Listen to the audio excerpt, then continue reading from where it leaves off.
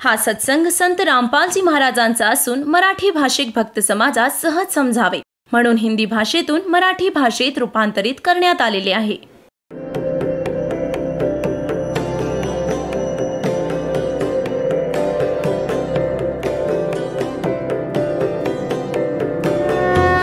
और ज्ञान सब ज्ञान डी कबीर ज्ञान सो ज्ञान और जैसे घोड़ा तोब कायम करता चले मैदान. जगद्गुरु तत्वदर्शी संत रामपालजी महाराजांचे अमृत वचन सर्व पवित्र धर्मांच्या व पवित्र शास्त्रांच्या आधारावर. तर त्यावेळी 104 वर्षांचे होते. स्वामी रामानंदजी महर्षी आणि त्यांचा फार बोलबाला होता. सगळे असं मानत की महर्षी रामानंदजी जे आहेत वेद, गीता, पुराण यांचे मर्मज्ञ जाणकार आहेत. त्यांनी 1400 ऋषी बनवले होते प्रचारक. त्यांच्यापैकी एक अष्टानंद ऋषी होते ज्यांनी परमात्म्याला येताना त्यांनी पाहिलं होतं. सतलोकातून एका प्रकाशपुंज रूपात, नंतर बालक रूप दिसलं होतं. त्याच रामानंद ऋषींचे शिष्य होते. रामानंदजी सकाळी सकाळी स्नान करण्यासाठी गंगा घाटावर जात असत ब्रह्ममुहूर्तावर. उन्हाळ्याचे दिवस होते. परमात्मा कबीरजी जाऊन त्या पायऱ्यांवर झोपले.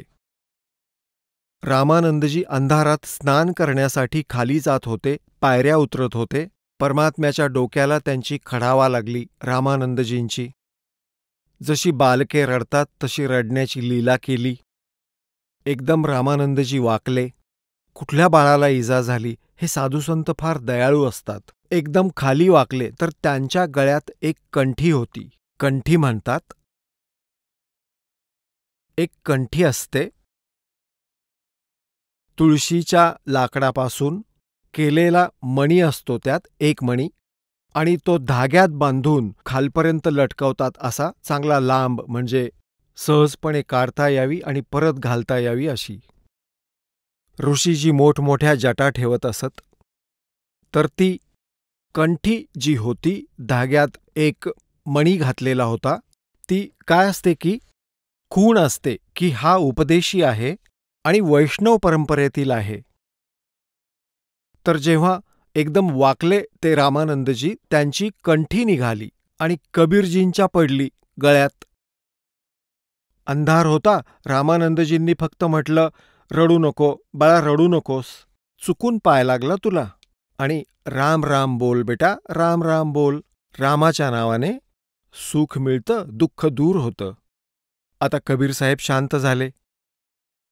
आता रामानंदजींनी विचार केला, कोणाचं मूल असेल, रस्ता चुकला असेल. म्हणाले, बाळा तू इथे बसून राहा, मी स्नान करून घेतो, मग तुला तुझ्या घरी पाठवेन आणि चिंता करू नकोस. रामानंदजी तर स्नान करू लागले. हे तिथून अंतर्धान पावले आणि आपल्या मानलेल्या आईवडिलांच्या झोपडीत गेले, विश्रांती घेतली. आता तिकडून रामानंदजी स्नान करून बाहेर आले. पाहिलं तर मूल नाहीये. इकडे तिकडे पाहिलं. एक दोघांना विचारलं की इथे बालक होतं. ते म्हणाले, आम्ही नाही पाहिलं. मग रामानंदजींनी विचार केला, मूल निघून गेलं असेल, अंधारात बिचकलं असेल, उजाडलेलं पाहून निघून गेलं असेल. ही गोष्ट ते विसरून गेले. आता परमात्म्यांनी काय केलं, स्वामी रामानंदजींचा शिष्य ऋषी एक विवेकानंद नावाचा, आपल्या क्षेत्रामध्ये जिथे त्याचं क्षेत्र वाटलं गेलं होतं 1400 ऋषींपैकी एक, त्याचंही एक क्षेत्र होतं की इथे तू प्रचार करशील, यांना तू समजावशील, त्यांचं शंका समाधान करशील. तर तो सत्संग करत होता. कबीर साहेब पण जाऊन बसले तिथे. कबीर साहेब जाऊन बसले. जेव्हा त्याने प्रसंग सुरू केला की विष्णूजी सर्वेश्वर आहेत, यांचे कोणी माता पिता नाहीयेत, ते सर्वेश्वर आहेत, हेच 3 रूपं धारण करून सर्व कार्य करतात. ते कधी रजगुण ब्रह्मा बनतात, कधी तमोगुण शिव बनतात. हे सगळ्यांचे जनक आहेत, हे सर्व देवांचे देव आहेत, अजरामर आहेत, यांचे कोणी माता पिता नाहीयेत. जेव्हा त्यांनी ही शिवपुराणाची कथा सांगितलेली ऐकली, भगवान विष्णूंच्या वरचा प्रसंग चालू होता, त्यावर सत्संग चालू होता, तर परमात्मा उभे राहिले आणि विचारलं की हे स्वामीजी, मी तुमच्याकडून काही शंकांचं समाधान मागू इच्छितो. आता सर्व श्रोते बसलेले. आणि विवेकानंदजी म्हणाले की हां बोल बेटा, काय विचारायचंय? तुम्ही असं म्हणालात की विष्णूजींचे कोणी माता पिता नाहीयेत. अजरामर आहेत, सर्वेश्वर आहेत आणि त्यांच्यावर कोणी परमात्मा नाहीये. पण मी एके दिवशी एक ब्राह्मण कथा सांगत होता. शिवपुराणात रुद्रसंहितेमध्ये 5वा, 6वा व 7वा अध्याय तो वाचत होता. त्यात मी ऐकलं की यात असं लिहून ठेवलं आहे की काळरूपी ब्रह्मपासून आणि दुर्गेच्या संयोगाने विष्णूची उत्पत्ती झाली. आपण पहा बरं त्यात जरा. मी तर काही वाचलं नाही, असं आहे. आता ब्राह्मणाने वाचलं जसंच्या तसं. म्हणतात राज तजना सहज है सहज तरिया का ने और मान बड़ाई ईर्षा दुर्लभ तजना ये.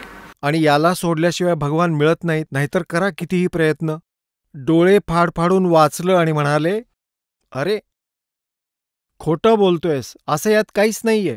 त्याला माहीत होतं सगळे अशिक्षित बसलेत आणि म्हणू लागले. त्या विषयाला बदललं. विषय बदलून ते म्हणू लागले, तू कोणाकडून दीक्षा घेतली आहेस का? तू कपाळाला टिळा लावलायस आमच्यासारखा? परमात्मा म्हणाले, हो, मी नाम घेतलं आहे, दीक्षा घेतली आहे. कोणाकडून घेतली आहे? विवेकानंदजी म्हणाले की ज्यांच्याकडून आपण घेतली आहे. म्हणाले, अच्छा, तू कोण आहेस? तुझी जात काय? आता परमात्मा तर काही बोलू नाही शकले. श्रोतेच म्हणाले, हा तर निरूचा मुलगा आहे, विणकराचा, जुलाहीचा. निरू विणकराचा पुत्र आहे हा. याची तर सवयच आहे, जिथे जातो तिथे लुडबुड केल्याशिवाय राहत नाही. ते विवेकानंदजी म्हणाले, अच्छा, हा विणकराचा मुलगा आहे आणि काय म्हणतोयस तू? माझ्या गुरुजींकडून उपदेश घेतलायस? होय, ज्या गुरुजींकडून तुम्ही उपदेश घेतलाय त्यांच्याचकडून मीही घेतलाय. पहा श्रोते हो, पहा बंधूंनो, किती खोटा आणि कपटी आहे हा. आहे ना पाखंडी? कसा खोटं बोलतोय? असाच पुराणांविषयी पण खोटं बोलतोय हा. माझे गुरुजी कोण तुला माहितीये का? तो म्हणतो विवेकानंद, परमात्म्याकडून. परमात्मा म्हणाले, मला माहितीये, आपले गुरुदेव आणि माझे गुरुदेव स्वामी पंडित रामानंदजी महर्षी. विवेकानंद म्हणतात, काय तू त्यांच्याकडून उपदेश घेतलायस? म्हणाले, बघ, तुझ्यासारखा टिळा सारा सौदा आहे माझ्याकडे. विवेकानंद म्हणाले, पहा लोक हो, किती खोटारडाय. आता मी गुरुजींकडे जाईन, ह्याचा सारा इतिहास विचारेन आणि उद्या तुम्ही पण या तिथे. सकाळी पहा कशी पिटाई करतात गुरुजी याची ते. आता विवेकानंदांचा आदेश म्हटल्यावर सगळे श्रोते सकाळी सकाळीच पोहोचले रामानंदजींच्या कुटीमध्ये. रामानंदजींकडे संध्याकाळी जाऊन त्या विवेकानंद ऋषीजींनी म्हटलं की महाराज, माझं तर नाकच कापलं. एका विणकराच्या मुलाने, हे परमात्मा ते असं म्हणतंय की त्याने स्वामीजींकडून दीक्षा घेतलीय. हे दाता, आम्ही कसं बाहेर पडायचं? जनतेला तोंड कसं दाखवायचं? एका विणकराचा, क्षुद्राचा मुलगा आपल्याला गुरु म्हणत फिरतोय, त्याने बेइज्जती केली. आता रामानंदजी हे सारे ऐकून खूप चिडले. म्हणाले, उद्या पकडून त्याला आणा माझ्यासमोर, घेऊन या इथं. मी तर या क्षुद्रांना जवळसुद्धा येऊ देत नाही. जणू काय एखाद्या ब्राह्मणाने क्षुद्रांना उपदेश दिल्याने ह्यांचे गुण कमी होणार आहेत. उपदेश केला तर यांचे चेले पळून जातील, या भीतीने त्यांनी खूप डोळे लाल केले. आता सकाळी सकाळी ते विवेकानंद 8-9 दणकट माणसांना घेऊन पोहोचले विणकरांच्या, जुलाहांच्या वस्तीमध्ये, त्या वसाहतीमध्ये. तर तिथे ते घर विचारत होते निरूचं. एक भगिनी येत होती आणि एक भक्त व्यक्ती होती. त्यांनी पाहिलं की काय झाले, यांचा हेतू तर चांगला वाटत नाहीये. भांडण करण्याच्या उद्देशाने दांडकं घेऊन, लाठी घेऊन आणि निरूचं घर विचारतायत. तर ते विचारत आहेत हे पाहून जवळच्या रस्त्याने आले आणि येऊन नीमाला सांगितलं की नीमा, तुझं कुणाशी भांडण झालंय का? काही ब्राह्मण येतायत दंडुके घेऊन, तुझं घर विचारतायत. तिकडून एका व्यक्तीने येऊन तेच सांगितलं की माहीत नाही काय झाले, तुझं काही भांडण झालंय का कोणाशी? तर नीमा समजली की या कबीराने कोणा ब्राह्मणाची खोड काढली असणार आणि ही काही पहिल्यांदाच खोड काढलेली नव्हती. कोणाची तरी जाऊन छेड काढायचा, म्हणायचा सत्य आणि ते काही जणांना बोचायचं. असे दिवसभरात अनेक जण यायचे. नीमा कंटाळून गेली होती. आता तिला माहीत होतं की काल याने कोणाची तरी खोडी काढली असणार, छेड काढली असणार, आणि आज तर हे मारायलाच आले दंडुके घेऊन. तर तिने काय केलं, आपल्या बाळाला, बाळच मानत होती ती तर, म्हणाली, झोपडीत झोपलं होतं, बराच वेळ झाला होता. उठवलं आणि म्हणाली, बाळा तू झोपडीच्या मागे जाऊन बस आणि झोप तू इथं. आणि त्याच्यावरती जुने पुराणे बेकार कपडे घालून ठेवले आणि बोलू नकोस जोपर्यंत मी काही सांगत नाही. म्हणाले, ठीक आहे माते. आणि एवढ्यात ते येऊन पोहोचले, विवेकानंद व त्याचे समर्थक, सपोर्टर. आणि पोहोचताच म्हणू लागले, तो कुठे आहे तुझा पुत्र? नीमा, कुठे आहे तुझं बाळ? ती म्हणाली, अहो काय झालं? आता काय झालं ते तिकडेच कळेल, गुरुजींकडे. ती म्हणाली, अहो मी माझ्या मुलाला समज देईन, आज नंतर तो तुम्हाला काहीही म्हणणार नाही. नाही, आता तिकडेच फैसला होईल. आणि त्या आईला एका बाजूने धक्का मारला आणि घुसले झोपडीत. फटाफट काठी मारत, दंडुक्यांचा आवाज करत. हाताला थोडेच लागणार होते. विणकर बनतील ते पंडितजी.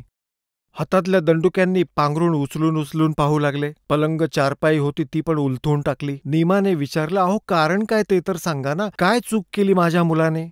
आता परमात्म्याने विचार केला, हे माऊलीला खूपच त्रास देतील. निघाले ते जुन्या फाटक्या कपड्यांच्या ढिगाऱ्यातून आणि उभे राहिले आणि म्हणू लागले, अहो विवेकानंद, या झोपडीच्या मागे उभा आहे मी. आईने विचार केला, घ्या, ह्या मूर्खाने आता काय केलंय हे. आता तो आवाज ऐकून ते धावत गेले, पकडलं. आता जेव्हा ते घेऊन निघाले परमात्म्याला, नीमाने आपल्या मुलाला मिठी मारली, छातीशी कवटाळलं. त्या दुष्टांनी तिला इतकं मारलं दंडुक्यांनी की ती बेशुद्ध झाली. मग हे नीरूला समजलं. नीरू धावत आला, कसला आवाज झाला, काय झालं, दंगा कसला चाललाय? ती बेशुद्ध पडलीये, मुलाला घेऊन चाललेत. धावत जाऊन त्यानेही सोडवायचा प्रयत्न केला. त्यालाही दांडक्यांनी फटकावलं, तो पण बेशुद्ध झाला आणि त्याला घेऊन गेले. पुण्यात्म्यांनो, देवी पुराणात लिहिले 414 पानावर की कलियुगातील ब्राह्मण, जे सतयुगात, त्रेता व द्वापार युगात राक्षस म्हणवले जात, ते कलियुगातले ब्राह्मण आहेत. एक वेळा दाखवलं तर ब्राह्मण बिचकतील. हे पहा, देवी पुराण, श्रीमद देवी भागवत पुराण, गीता प्रेस गोरखपूरमधून प्रकाशित आहे. आणि याचे कोण आहेत संपादक? हनुमान प्रसाद पोद्दार, चिमनलाल गोस्वामी. हे गीता प्रेस गोरखपूरमधून प्रकाशित आहे. हे तुमच्या समक्ष आहे. आता याच्या 414 पानावर तुम्हाला दाखवतो. एकतर या पंडितांना शोध लागला की कसे ब्राह्मण होते हे. संक्षिप्त देवी भागवत 6वा स्कंध आणि 414व्या पानावर जन्मेजयाने विचारलं, महाभाग, कोणत्या युगात धर्माचं कसं स्वरूप आहे, ह्या संपूर्ण विषयावर विशेष रूपाने सांगण्याची कृपा करावी. व्यासजी म्हणाले, राजन, हे निश्चित आहे की सतयुगात ब्राह्मण वेदाचे पूर्ण विद्वान होते. त्यांच्याद्वारा निरंतर भगवती जगदंबेची आराधना होत होती. भगवतीचं दर्शन व्हावं म्हणून त्यांचं मन सदैव लालचावलेलं असायचं. आणि प्रत्येक गावात शक्ती मंदिराचं उद्घाटन व्हावं ह्याविषयी त्यांच्या मनात खूप उत्सुकता होती. आता पुण्यात्म्यांनो, एकतर ह्या पवित्र देवी पुराणातल्या ह्या लेखावरून हे स्पष्ट झालं की सतयुगातले ब्राह्मण विद्वान कसे होते. हे असं म्हणतायत की त्यांच्याद्वारा देवीची पूजा केली जात होती. आणि वेदात कुठे देवीच्या पूजेचं वर्णन? आणि जेव्हा की देवी म्हणते की वेदांव्यतिरिक्त कुठलीच साधना करू नका, आणि वेदात काय मंत्र आहे तुम्हाला दाखवतो. वेदात काय आहे देवीद्वारा सांगितलं गेलंय. श्रीदेवीने काय सांगितलं? 500. हे पहा, 562. थोडीशी दाखवतो झलक. हा 7वा स्कंध आणि संक्षिप्त देवी भागवत 562 पानावर हिमालय राजाला ज्ञान देताना देवीच्या द्वारे हिमालयाला ज्ञानोपदेश, ब्रह्मस्वरूपाचं वर्णन. श्रीदेवीजी म्हणू लागल्या, पर्वतराज, त्या ब्रह्मचं काय स्वरूप आहे ते सांगितलं जात आहे. हे सारं वर्णन करून थोडंसं सांगतो यातलं. त्या विषयावर काय म्हणते की त्या एकमात्र परमात्म्यालाच ओळखा, इतर सर्व गोष्टींना सोडून द्या. फक्त एका परमात्म्याची भक्ती करा, बाकी कोणाची नाही. आणि त्या अमृत स्वरूप परमात्म्यापर्यंत पोहोचणारा हाच सेतू आहे. पुढे पहा. ह्या आत्म्याचं ओमच्या जपासहित ध्यान करा. त्यामुळे अज्ञानमयी अंधकारातून सर्वस्वी पलीकडे संसार सागराच्या पैल तीरावर जे ब्रह्म आहे त्याला तुम्ही पावाल. तुमचं कल्याण हो. आणि तो कुठे राहतो? ओम नामाचा जप कर. ब्रह्माला टार्गेट कर. ब्रह्माचा जप ओम आहे आणि तो ह्या सर्वांचा आत्मा ब्रह्म ब्रह्मलोकरूपी दिव्य आकाशात स्थित आहे. आता देवी काय म्हणते आहे? श्रीदेवी म्हणतीये की इतर सर्व गोष्टी सोडून द्या, माझी पूजा पण सोडून द्या, त्या एकमात्र परमात्म्यालाच जाणून घ्या. कोणाला? ज्याचं ओम नाव आहे. आणि ब्रह्मचं उद्देश मानून त्याचा जप करा. आणि ते ब्रह्म हे पहा. ह्या आत्म्याचं ओमच्या जपासहित ध्यान करा. त्यामुळे अज्ञानमय अंधकारातून सर्वथा पलीकडे संसार समुद्राच्या पलीकडे जे ब्रह्म आहे तो तुम्हाला पावेल. म्हणजे ओम नाम ब्रह्मचं आहे. आणि तो ब्रह्म कुठे राहतो? तो ह्या सर्वांचा आत्मा ब्रह्म ब्रह्मलोक रूप दिव्य आकाशात स्थित आहे, तिथे राहत. पहा पुण्यात्म्यांनो, व्यासजींना किती ज्ञान आहे आणि काय म्हणत आहेत. सतयुगातले ब्राह्मण वेदांचे पूर्ण विद्वान होते आणि दुर्गेची पूजा करत असत. हे कसले विद्वान वेदांचे? काय माहिती होते त्यांना? आणि देवी म्हणतीये माझी पण पूजा सोडा, फक्त ओम नाम आहे ब्रह्मचा जप करा, तो ब्रह्मलोकात राहतो. आणि मग देवीने हेही स्पष्ट केलं आहे. हे पहा, 571व्या पानावर दाखवतो की वेदांच्या व्यतिरिक्त कशाचीही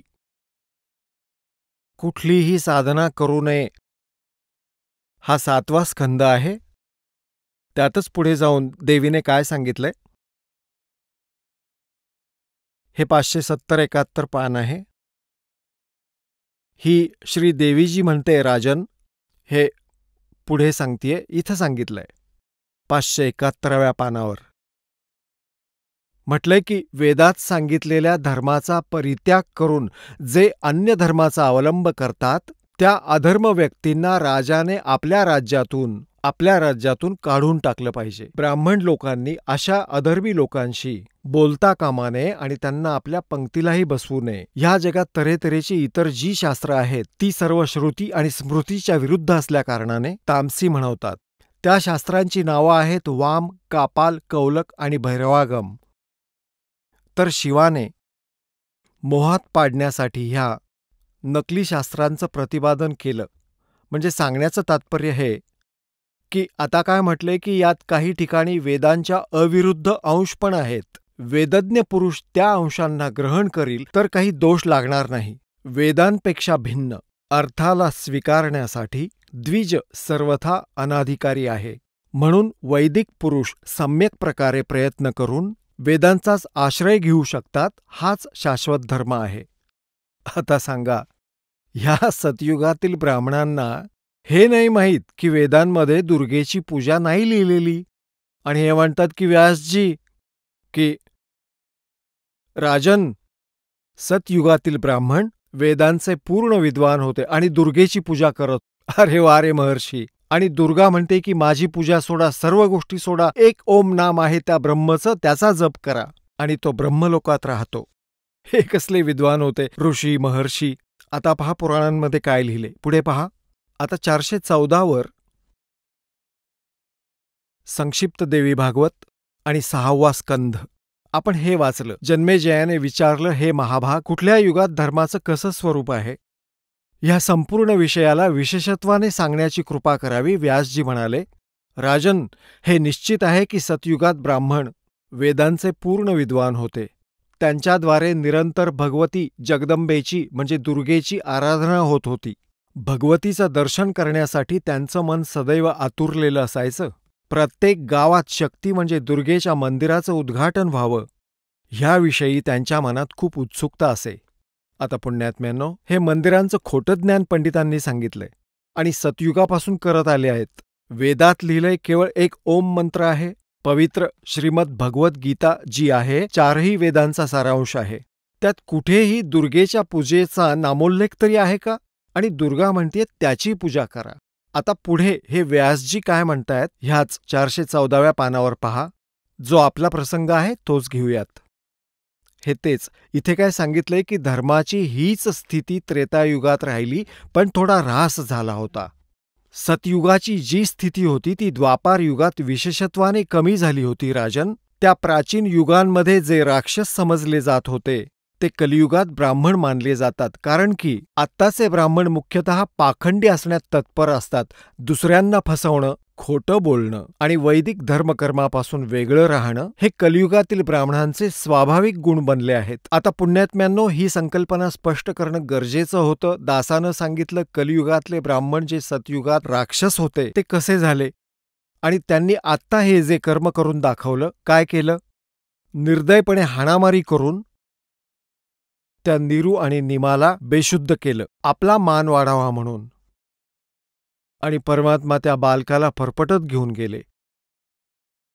तिथे त्यांचे गुरु रामानंदजी बसले होते कुटीमध्ये. पुढे पडदा लावलेला होता. समोर श्रोतावर्ग, त्यात खूप ब्राह्मण, हे जाणून घ्यायला की खोटं कोण आहे. आणि विवेकानंद जाणून बुजून बोलावून घेऊन गेला. तुझी काय इब्रत राहील आपल्या गुरुजींची? तो विषय विसरून जातील हे लोक. आता झोपडीमध्ये रामानंदजी आत बसले आहेत. कबीर परमेश्वर 5 वर्षांचे बालक बाहेर उभे आहेत. मध्ये पडदा घातला होता दरवाजावर, हे दाखवण्यासाठी की मी तर सकाळी क्षुद्रांचं दर्शनही करत नाही. रामानंदजींनी विचारलं की अरे, तुझी जात काय आहे बालका, आणि तू कुठल्या देवाची भक्ती करतोस? तुझा पंथ काय आहे? आता पहा, ते परमात्मा आपल्यासाठी किती दुःखी होत आहेत. एक 1.5 दमडीचा जीव रामानंद, त्याच्यासमोर असे उभे आहेत परमात्मा हात जोडून, जसं एखाद्या सुयोग्य शिष्याने आपल्या गुरुजींच्या समोर व्यवहार केला पाहिजे, असे उभे आहेत परमात्मा. आता काय बोलणे होते? आदरणीय गरीबदास साहेबजींनी आपल्या वाणीमध्ये किती छान चित्रित केले आहे. आड्डा पडदा लाए कर रामानंद बूजंत, दास गरीब कुलंग छवी अदरधार को दंत. झोपडीमध्ये त्यांनी पाय आपटले रागाने, जसं हरिण नाचतं तसे. आणि त्यांनी काय प्रश्न केला? कौन जात कुल पंथ है, कौन तुम्हारा नामे, दास गरीब आधीन गती ही बोलत है बलि जाऊं मैं. आता गरीबदासजी म्हणतायत की मी शरण जातो आहे परमेश्वराला. रामानंदजींच्या समोर म्हणतात, किती नम्र होऊन बोलत आहेत आणि सोबतच सत्य सांगतायत. काय म्हणाले परमात्मा? रामानंदजींनी विचारलं की कोणती जात आहे तुमची, आणि कोणता पंथ आहे तुमचा, आणि नाव काय आहे तुमचं? परमात्म्यांनी काय सांगितलं? जात हमारी जगत गुरु और परमेश्वर है पंथ, दास गरीब लिखत पड़े मेरा नाम निरंजन कंत. माझी जात विचारली तर मी जगद्गुरू आहे, आणि माझा पंथ विचारला तर मी परमेश्वराचा पंथ. पंथ आहे माझा एक ईस, ज्याला क्षरपुरुष म्हटलं आहे. गीतेच्या अध्याय 15 श्लोक 16 व 17 मध्ये 3 पुरुष आहेत: क्षरपुरुष, अक्षरपुरुष, परमक्षरपुरुष. त्याला ईश, ईश्वर व परमक्षर पुरुषाला परमेश्वर म्हणतात. तर काय सांगतायत? जाते हमारी जगत गुरु और परमेश्वर है पंथ, दास गरीब लिखत परे मेरा नाम निरंजन कंत. कारण मी पूर्ण परमात्मा आहे आणि मी त्या परमेश्वराचा पंथ घेतलेला आहे. ह्या प्रसंगाने रामानंदजी खूप दुःखी झाले की पहा, छोटंसं मूल कशी बकवास करत आहे. रे बालक सुन दुर्बुद्धि, तेरा घटमट तन आकारे, दास गरीब दर्द लग्या जब हो बोले सर्जनहारे. गरीबदास साहेबजी म्हणतायत की जेव्हा रामानंदजींना परमात्मा स्वतःला परमात्मा म्हणत होते, ह्या गोष्टीचं वाईट वाटलं रामानंदजींना, आणि त्यांनी शिव्या द्यायला सुरुवात केली. हे मुला ऐक, दुर्बुद्धा, तुझा आकार घट्टमुट्ट तणासारखा आहे. तू तर समोर उभा असलेला दिसतो आहेस, आणि तो परमात्मा तर निराकार आहे. ज्याच्याबद्दल तू सांगतो आहेस ना, मी तोच भगवान आलो आहे. रे बालक ऐक दुर्बुद्धी, तुझे घट्टमुट्ट आकाराचे शरीर आहे. गरीबदासजी म्हणतात, दास गरीब रामानंदजींना या गोष्टीचा त्रास झाला. जेव्हा परमात्मा म्हणाले मी सर्जनहार आहे, आणि काय काय बोलले, काय काय अभद्र गोष्टी बोलले. तुम मोमन के पालवा तेरा जुल्हे के गर्भास, और दास गरीब अज्ञान गती तेरा ऐसा दृढ़ विश्वास. ते असं म्हणाले की तू तर एका मुसलमानाच्या तुकड्यावर जगणारा तू आणि स्वतःला भगवान म्हणवतो आहेस. मान बड़ाई छोड़ कर बोलो बालक बहन, दास गरीब अदमुखी एता तुम गठफेन. तर्क तलु से बोलते वो रामानंद सुरज्ञान, दास गरीब कुजात है यू आखिर नीच निदान. किती अभद्र गोष्टी बोलले भगवानाला ते रामानंदजी, की ही तर कुजात आहे. कुजात कुजात म्हणजे ना आईचा पत्ता ना बापाचा, आणि कुठल्या जातीचा कुठे सापडलाय हा, अशा भावनेने बोलत होते. कि तर्क तलु से बोलते वो रामानंद सुरज्ञान, दास गरीब कुजात है यू आखिर नीच निदान. असं म्हणू लागले की तो नीच आहे, क्षुद्र आहे ना, आणि त्याच्या जातीचा नाही पत्ता, कुजात आहे, आणि स्वतःला भगवान म्हणून घेतोय, काहीही बकवास करतोय.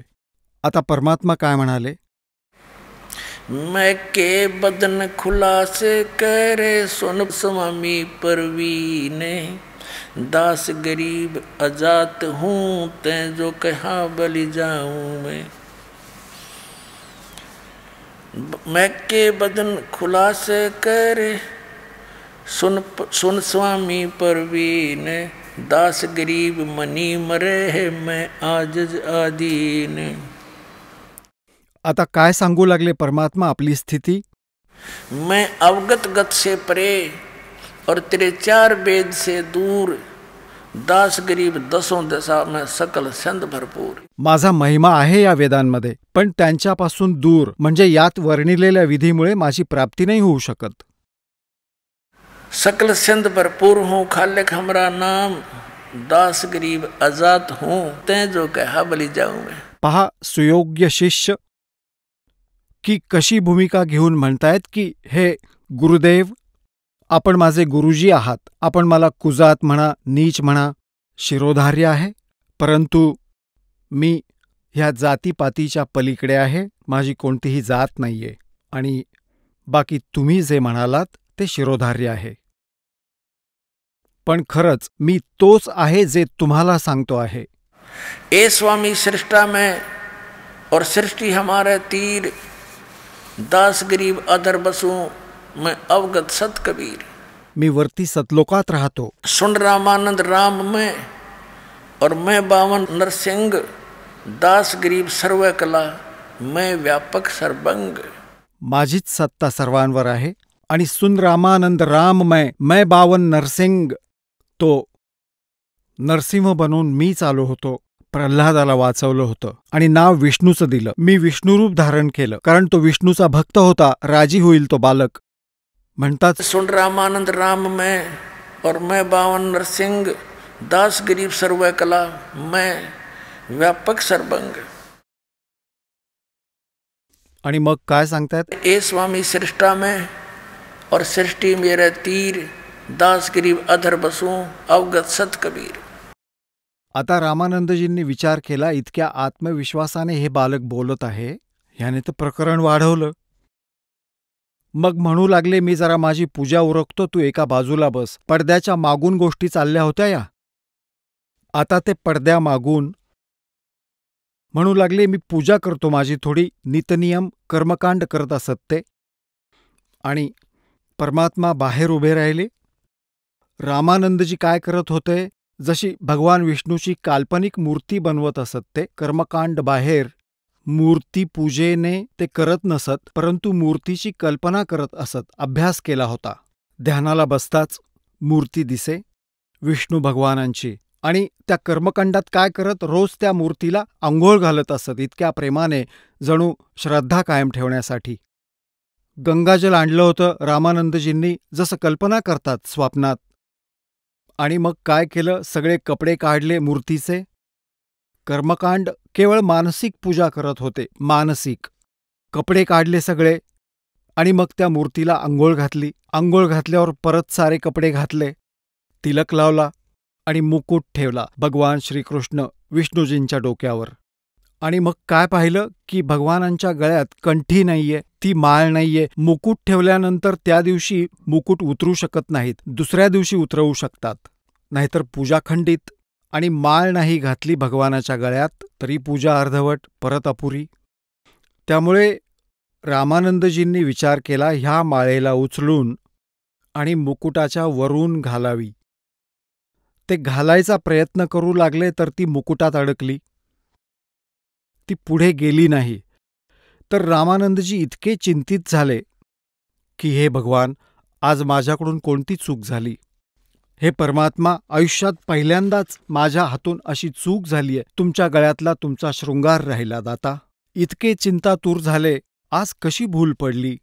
परमेश्वरा, म्हातारपण आलं, चांगली चालू असलेली पूजा बिघडली माझी, भक्तीचा नाश होईल. परमात्मा उभे होते समोर पडद्यामागे, बाहेर.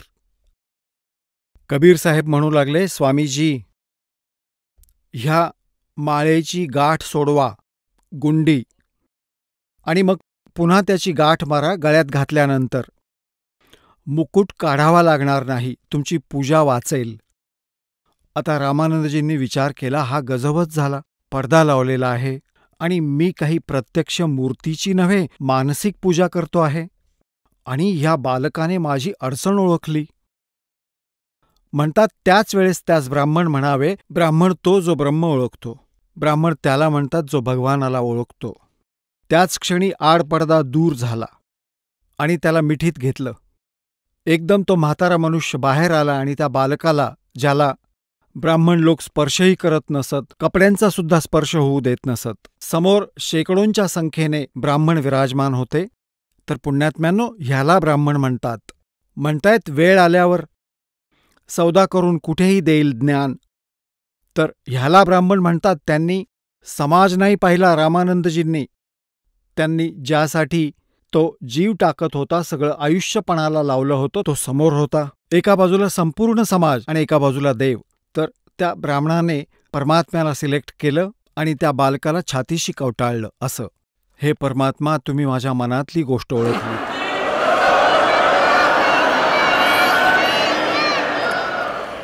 हे भगवान, आपण तर परमात्मा आहात. आपण माझ्या मनातली गोष्ट सांगितलीत. आपण समर्थ आहात. मध्ये पडदा, कुठली मूर्तीही नाही. ह्याला ब्राह्मण म्हणतात. त्यांनी देवाला ओळखलं. मग काय सांगतायत? मन की पूजा तुम लखी, मुकुट माल परवेशे, गरीबदास गति कौन लखे, तेरा कौन वर्ण के वेखे. आता रामानंदजी काय म्हणतायत की माझ्या मनातली गोष्ट तुम्ही ओळखलीत. आपण परमात्मा आहात, आपण भगवान आहात. हे परमात्मा, आपण कसे ओळखलेत आमच्यासारखे जीव? आपण कशा वेशभूषेत उभे आहात? एक छोटासा बालक धोतर नेसून उभा आहे आणि कुठल्या वर्णात? एका क्षुद्र जातीत प्रकट झाले आहेत. हे परमात्मा, तुला कसं ओळखावं आम्ही जीवांनी? तर हे काय सांगतायत रामानंदजी? मन की पूजा तुम लखी. माझ्या मनातली गोष्ट सांगितलीत. आपण परमात्मा आहात, परंतु आपल्याला कसं ओळखू शकणार आमच्यासारखे जीव? आता आपण कसल्या वेशभूषेत आणि कुठल्या वर्ण, म्हणजे क्षुद्र जातीत, वर्णामध्ये आपल्याला कोण मानेल भगवान? तर परमात्मा म्हणतायत, ते जो देखेगा मेरे धाम को सो जानते मुझ, गरीबदास तो से कहूं सुन गायत्री गुज. आता परमात्म्यांना तर ते समोर उभे होते ना, त्यांची जिरवायची पण होती ना. रामानंदजींचं परत मन पालटलं. म्हणू लागले, मुला, एक गोष्ट सांग, आपण खोटं का बोललात? परमात्मा म्हणाले, मी काय खोटं बोललो स्वामीजी? की आपण सर्वांना सांगितलं की माझ्याकडून तुम्ही दीक्षा घेतलीय, हे तुम्ही खोटं बोलला आहात. परमात्मा म्हणाले, नाही स्वामीजी, आठवून पहा, एके दिवशी आपण स्नान करायला गेला होतात. मी पायऱ्यांवर झोपलो होतो. तुमची कडावा माझ्या डोक्याला लागली होती आणि मी रडू लागलो होतो. आपण माझ्या डोक्यावर हात ठेवून म्हणाला होता, बाळा, राम राम बोल, राम राम बोल. आणि मी तुमचा शिष्य, तुम्ही माझे गुरुजी झालात. तेव्हा ते म्हणू लागले, बेटा, तो तर एक छोटासा मुलगा होता. 2-2.5 वर्षांच्या मुलाच्या रूपात प्रकट झाले होते परमात्मा. 2-2.5 वर्षांच्या बाळाचं रूप घेऊन पायऱ्यांवर पहुडले होते आणि खरं तर त्यांचं रूप होतं 5 वर्षांचं. तर 2.5 वर्षाच्या बाळाचा आणि 5 वर्षाच्या मुलाच्या शरीराचा दुप्पट फरक पडतो. आणि तिथे ते 5 वर्षांच्या रूपात उभे होते झोपडीसमोर. तेव्हा परमात्मा म्हणाले, पहा स्वामीजी, एका सेवकाची चारपाई होती झोपडीच्या बाहेर. त्यावर 2.5 वर्षांच्या बालकाचं रूप घेऊन विराजमान झाले परमात्मा आणि म्हणू लागले, पहा असा होतो ना मी. आता रामानंदजींनी 6 वेळा तरी त्या 2.5 वर्षांच्या बालकाच्या रूपाला पाहिलं आणि 6 वेळा पाहिलं त्या 5 वर्षांच्या मुलाकडे. डोळे चोळून चोळून पाहू लागले की डोळे तर फसवत नाहीत ना माझे. मग परमात्म्याने विचार केला, या म्हाताऱ्याला समजत नाहीये ही गोष्ट. मग 2.5 वर्षांचं बाळ उठलं, 5 वर्षांच्या शरीरात विलीन झालं. एकटे परमात्मा उभे राहिले. बोलो सतगुरुदेव.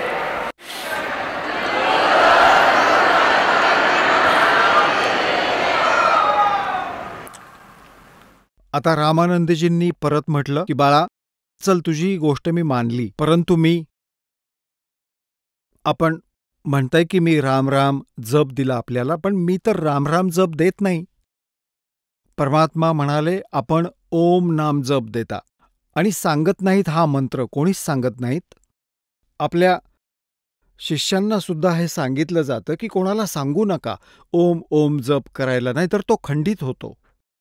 त्याला हे सांगितलं जातं राम राम, भाई रामाचं नाव जप. रामाचं नाव जो मंत्र वेदात आहे तो ओम मंत्र आहे. तर रामानंदजींनी विचार केला, हे तर कोणी ऋषी ब्राह्मण सुद्धा सांगू शकत नाही. क्षुद्रांना तर नाम दिलंच जात नाही, त्यांना आम्ही सुगावा सुद्धा लागू देत नाही की नाम काय असतं. मग विचारलं, अजून एक गोष्ट सांग, मी कंठी पण देतो नाम देताना. माळ कपड्याखालची काढून दाखवू लागले. म्हणाले, पहा तुम्हीच घातली होती माझ्या गळ्यात. आता रामानंदजी एकदम शरमल्यासारखे झाले की हे बालक नाहीये, हे बाळ नाहीये. आणि ते आलंय त्यांची घमेंड तोडायला आणि त्यांचं ना अज्ञान दूर करण्यासाठी त्यांच्या दारात उभे होते. कारण सतयुगामध्ये ह्याच रामानंदजींचा आत्मा एक विद्याधर नावाचा ब्राह्मण होता आणि त्याची पत्नी होती दीपिका. त्यांना मुलबाळ नव्हतं. त्यांना असेच ते एका तलावात कमळाच्या फुलावर मिळाले होते. त्यांनी त्यांचं लहानपणी कुमारी गायीच्या दुधाने पालनपोषण केले होते. तिथे कर्म बनवून आले होते. पुढच्या जन्मात हीच दीपिका आणि विद्याधर त्रेतायुगात वेदविद ब्राह्मण आणि सूर्या नावाचे होते. तेव्हा परमात्मा त्यांना परत भेटले होते. पुढे जाऊन रामानंदजींनी कलियुगात विवाह नाही केला. बालपणापासूनच 15-16 वर्षांच्या वयातच ऋषी बनले होते, भक्त. तर तिथे येऊन परत सांभाळलं. म्हणतात, दो जन मेरी शरण है ताका हूं मैं दास, और गेल गेल लाग गया फिरूं जब तक धरती आकाश. तर त्यांना काढायचं होतं. ते बनून बसले होते चौधरी पंडित साहेब आणि कख पण माहीत नाही त्याला, मेल्यावर नरकात जाणार होता. तर त्याची रग उतरवण्यासाठी सर्व क्रिया केली दात्याने आणि शिष्य बनून त्याचा उद्धार केला. रामानंदजी समजले की हे बालक नाहीये, काहीतरी वेगळीच कहाणी आहे. त्या सर्व ब्राह्मणांना सांगितलं की तुम्ही निघून जा आता. आता ते उठून निघून गेले. दोघे बसून पण 2-4 थांबले ज्यांना सत्संग ऐकावासा वाटत होता. तेव्हा परमात्म्याने विचारलं की हे स्वामीजी, तुम्ही कोणाची पूजा करता? रामानंदजी म्हणाले, मी विष्णू भगवानाची पूजा करतो.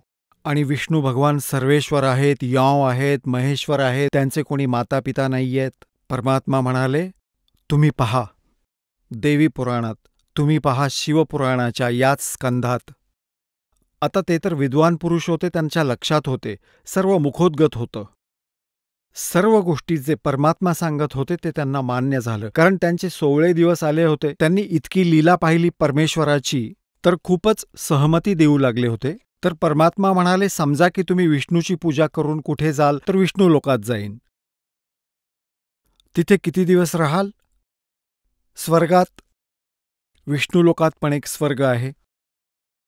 तर ते तर बुद्धिमान, इतकं ज्ञान तर त्यांना होतच, विद्वान होते ते. म्हणू लागले, जितका वेळ मला पुण्यामुळे मिळेल तितका वेळ राहीन.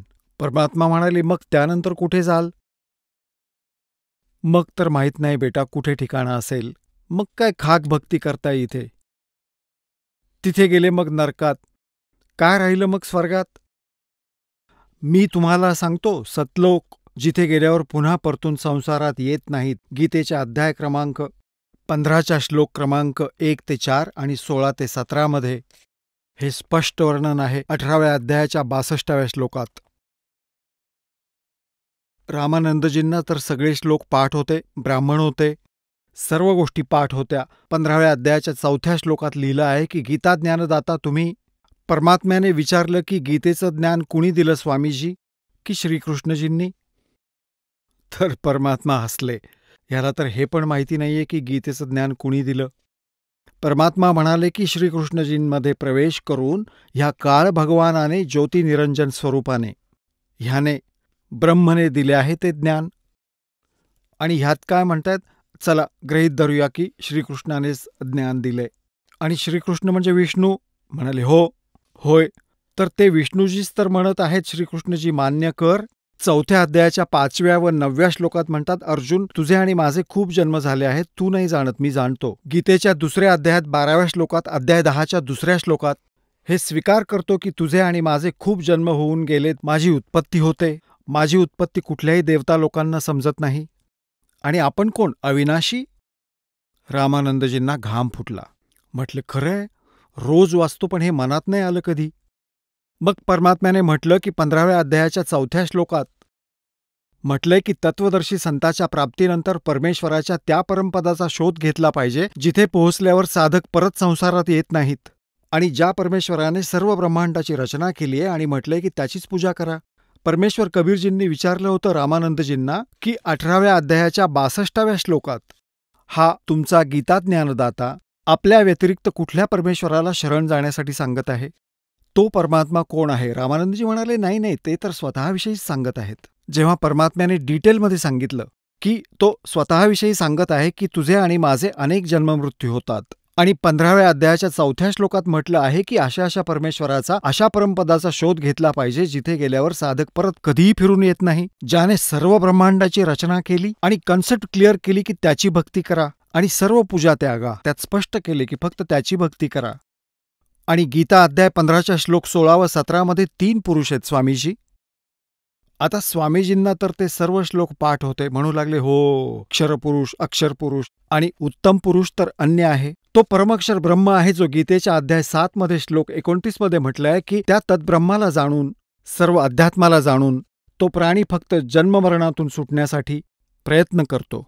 अर्जुनाने विचारलं 8व्या अध्यायाच्या 1ल्या मंत्रात गीतेच्या की किम तद्ब्रह्म? तर गीता ज्ञानदाता 8व्या अध्यायाच्या 3ऱ्या श्लोकात सांगतायत ते परमक्षर ब्रह्म आहे. ते गीता ज्ञानदात्यापेक्षा वेगळे आहे स्वामीजी. आणि गीतेच्या 8व्या अध्यायात 5व्या व 7व्या श्लोकात गीता ज्ञानदाता स्वतःविषयी सांगतात माझी भक्ती करा आणि तुम्ही मलाच प्राप्त कराल, पण युद्ध करावं लागेल, शांती नाही होऊ शकत.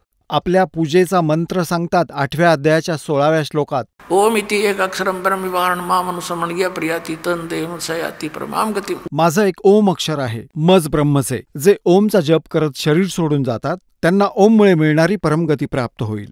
8व्या अध्यायाच्या 16व्या श्लोकात म्हटले की ब्रह्मलोक, कारण ओमपासून ब्रह्मप्राप्ती, ब्रह्मलोकात राहतो. आपण देवी पुराणात पाहिलं तर ब्रह्म लोकात गेलेले प्राणीसुद्धा जन्ममृत्यूमध्ये आहेत.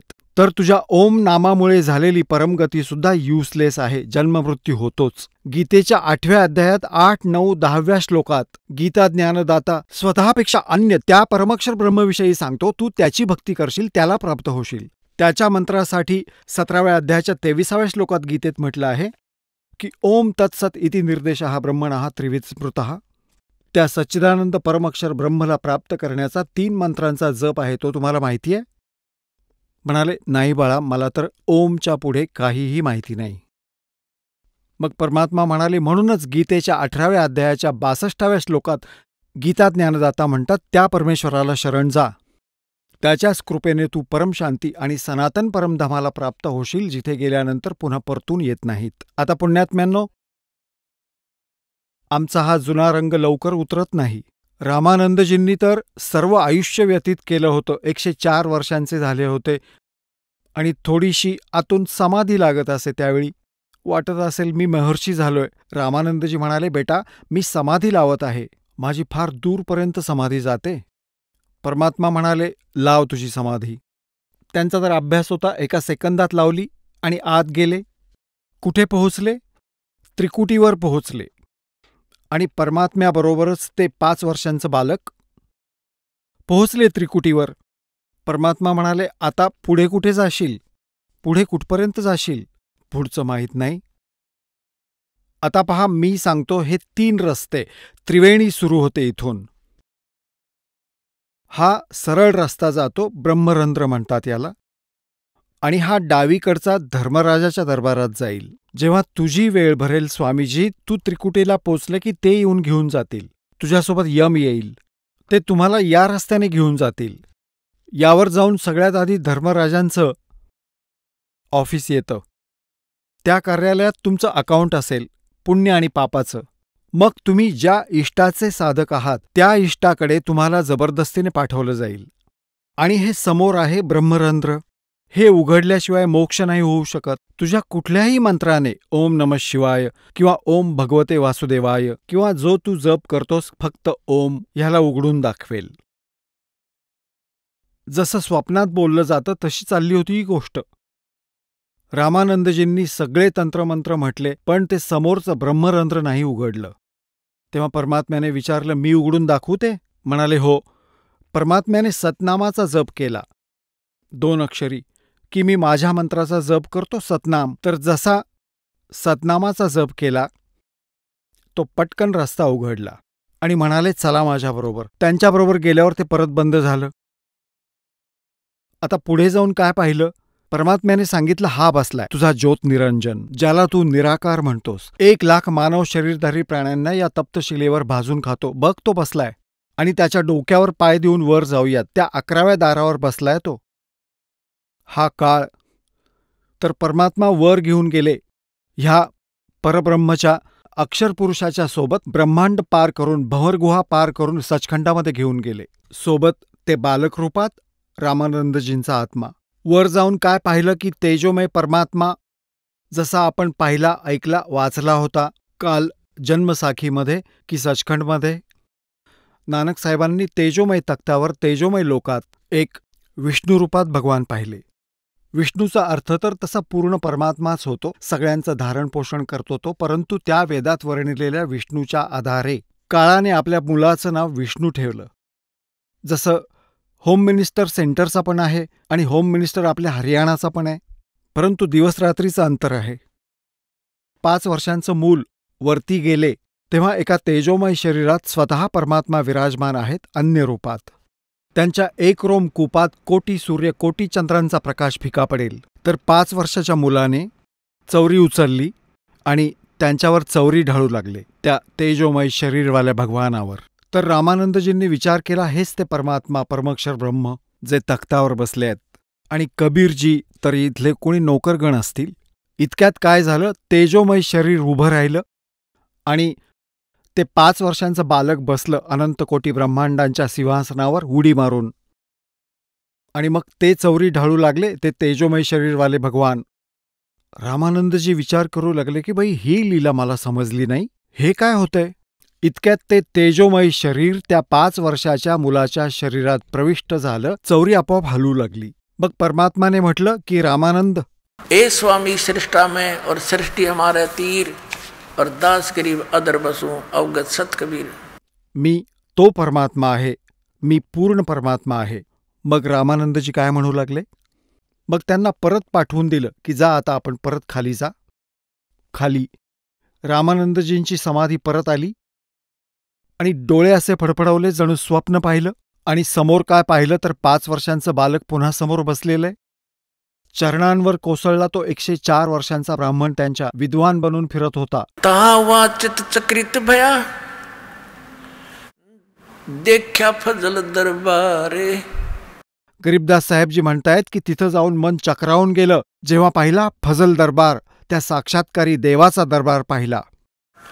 वाचित चक्रित भया भाई देख फजल दरबारे. गरीबदास सिजदा किया हम पाए दीदारे. तुम स्वामी मैं बाल बुद्धि ब्रह्म कर्म किए नासे.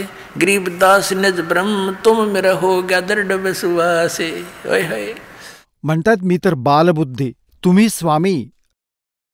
रामानंदजी म्हणतायत त्या 5 वर्षांच्या बालकाला 104 वर्षांचा तो विद्वान पुरुष सच्चाईशी परिचित झाल्यावर म्हणू लागले, तुम्ही स्वामी, मी बालबुद्धी. माझं तर बालकासारखं ज्ञान होतं मालिक. तुमच्या ज्ञानाशी सत्याशी मी परिचित झालो. तुम स्वामी मैं बाल बुद्धि, भरम कर्म किया नासे, गरीबदास निज ब्रह्म तुम मेरा हो गया दृढ़ विश्वासे.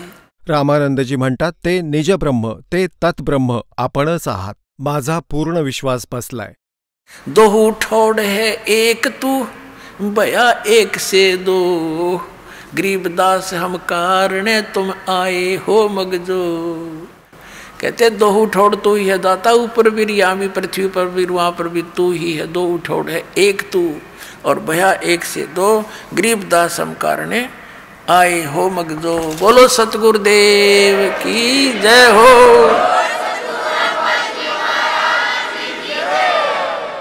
चला आता आपण त्या श्रद्धाळूंचे अनुभव जाणून घेऊयात ज्यांनी जगद्गुरु तत्वदर्शी संत रामपालजी महाराजांकडून नामदीक्षा प्राप्त केलेली आहे, तसेच त्यांच्याद्वारे सांगितलेल्या भक्ती मार्गावर चालत आहेत.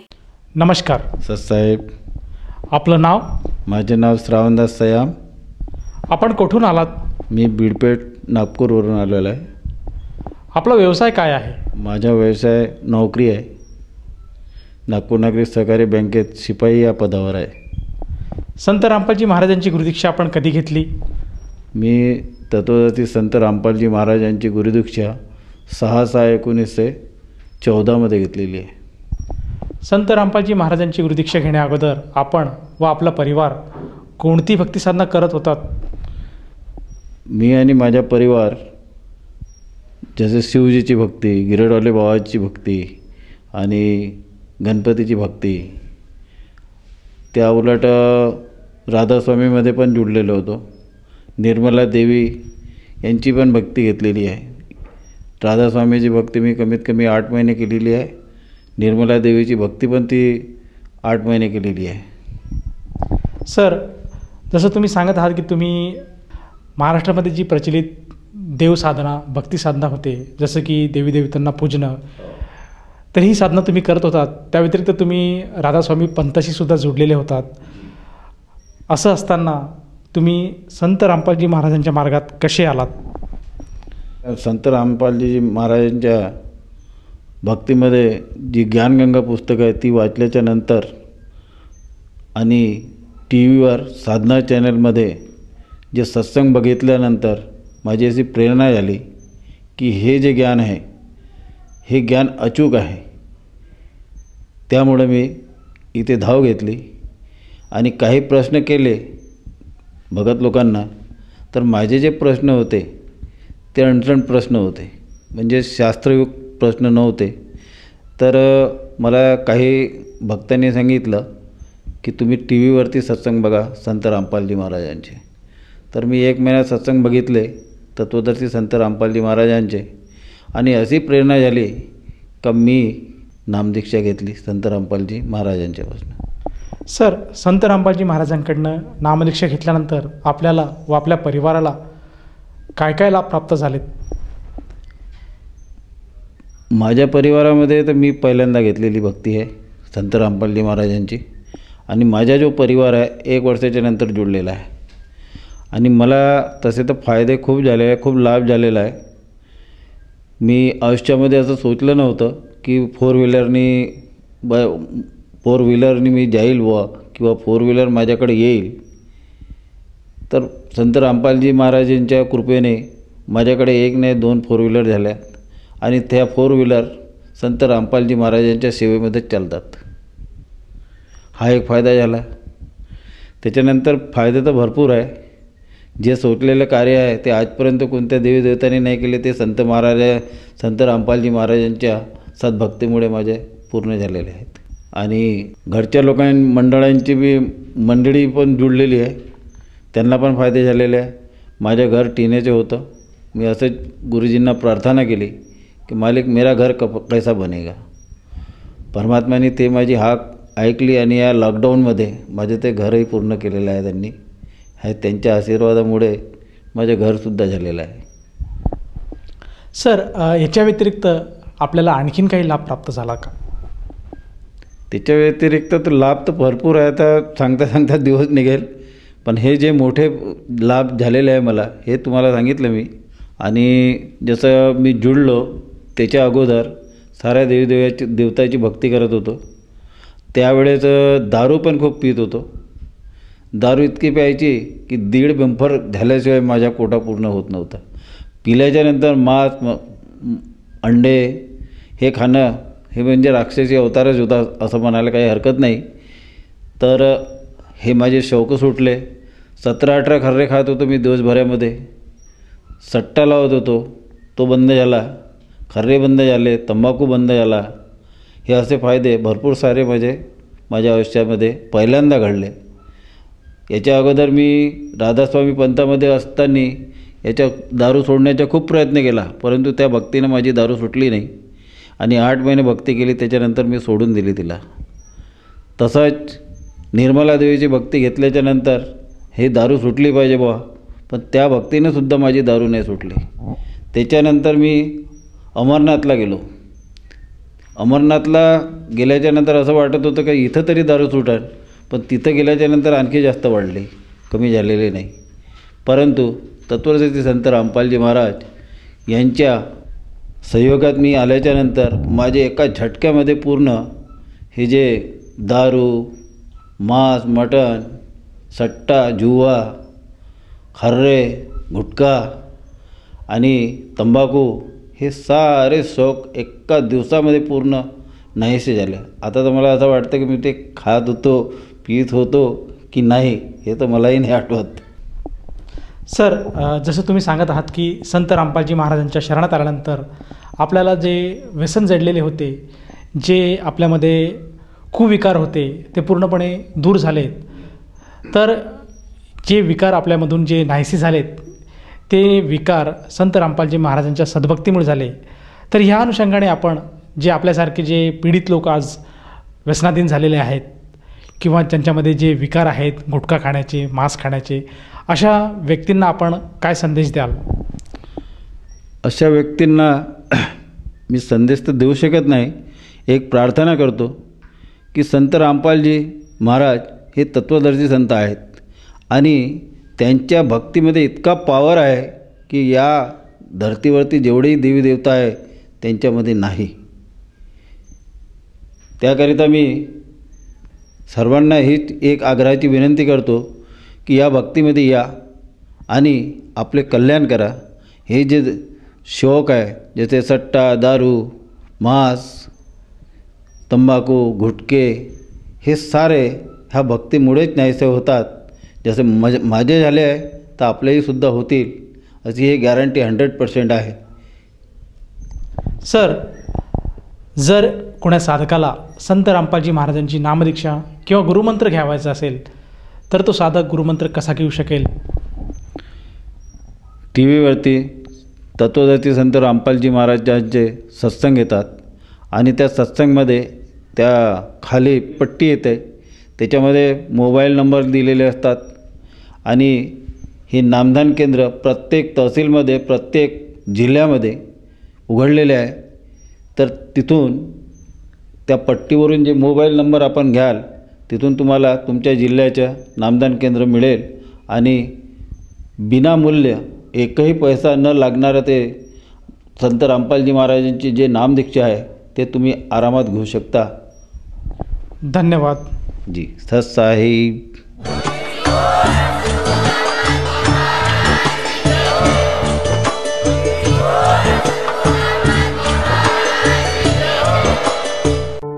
आपण ऐकत होता जगद्गुरु तत्वदर्शी संत रामपालजी महाराजांचे मंगल प्रवचन. निशुल्क नामदीक्षा प्राप्त करण्यासाठी आणि अधिक माहितीसाठी संपर्क करा 7030303951 7030303952. आमची वेबसाईट आहे www.jagadgururampalji.org. सर्व पवित्र धर्मांच्या पवित्र शास्त्रांवर आधारित प्रमाणित अनमोल पुस्तक ज्ञानगंगा किंवा जगण्याचा मार्ग यापैकी कोणतेही एक पुस्तक निशुल्क मागविण्यासाठी आम्हाला आपले पूर्ण नाव, पूर्ण पत्ता, पिनकोड सहित आणि फोन नंबर लिहून 7030303951 7030303952 या नंबरावर SMS करू शकता किंवा आम्हाला 7030303950 या नंबरावर WhatsApp देखील करू शकता.